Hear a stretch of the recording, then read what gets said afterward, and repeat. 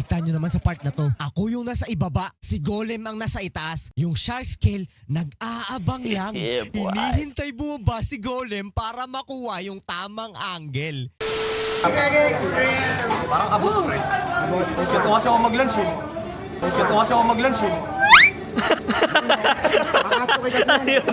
3, 2, 1, go! Sa laban na to, gamit ko dito ang shark scale. Kalaban ko naman ang Golem Rock. Yung shark scale, kilala yan sa upper smash dahil sa mga pangil niya. Kada tama, paangat yung bangga. Pero yung Golem Rock, ibang klase. Mataas yung recoil resistance. Solid yung mass distribution. Kaya kaya niyang saluhin at tapatan yung kagat ng pating. Kaya ang ginawa ko dito, total tilt splashing launch tech. Tinilt ko yung launcher sa matinding angulo para ma-shift yung spin axis at mag-create ng uneven na force distribution. Gamit pa ang formulang total impact energy equals 1/2 moment of inertia times angular velocity squared plus mass times velocity squared multiplied by cosine of theta plus mu sub k. Sa sobrang tilt, nagkaroon ng splash entry si Shark Scale. Hindi siya diretso pumasok, kundi palihis. Kita nyo naman sa part na to. Ako yung nasa ibaba, si Golem ang nasa itaas. Yung Shark Scale, nag-aabang lang. Yeah, boy. Hinihintay bumaba si Golem para makuha yung tamang angle. Hindi ako nagmamadali. Kasi pag pababa na siya, mas expose yung ilalim niya.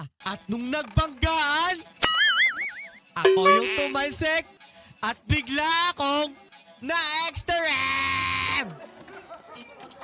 Ito kasi ako mag-lunch eh.